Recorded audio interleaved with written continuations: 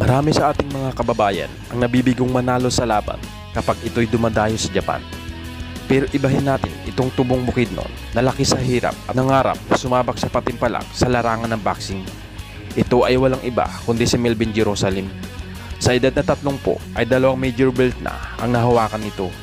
Ito ay ang WBO minimum flyweight title noong 2023 at sa katatapos lang noong nakaraang buwan ay nakuha niya naman ang pinakamataas na belt. Ito ay ang WBC minimum flyweight title at lahat ng ito ay nakuha niya sa mga Hapon. Noong January 6, 2023, una niyang nakalaban ang Hapon na si Masataka Taniguchi upang tangkaing sungkitin ang WBO minimum flyweight title. May kasalukuyang record noon ang Hapon na 16 wins, 11 knockouts, and 3 losses. Samantalang ang kababayan naman natin na si Melvin Jerusalem ay may record na 20 wins, 11 knockout, and 2 losses. At tinapos niya lang ang laban sa pamamagitan ng technical knockout in round 2.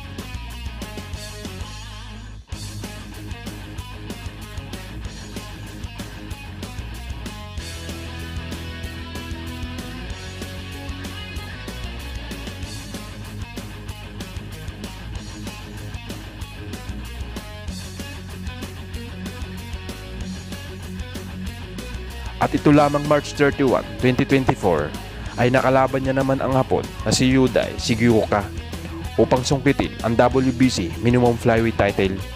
May kasalukuyang record noon ang Hapon na 8 wins, 5 knockout at walang talo. Samantalang ang kababayan naman natin na si Melvin Jerusalem ay may record na 21 wins, 12 knockout at 3 losses. Wala niyang ang awang pinabagsak ang Hapon ng 2 beses at nakuha niya ang titulo via split decision.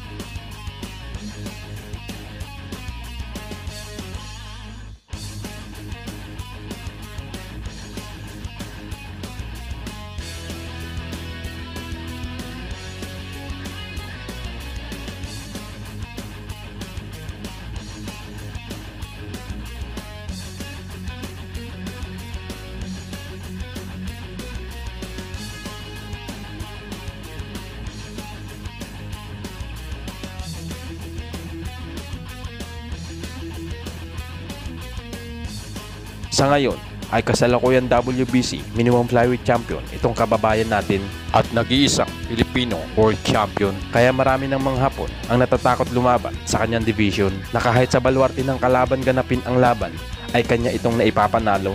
Hanggang sa muli, ito ang Balunggoy Sports.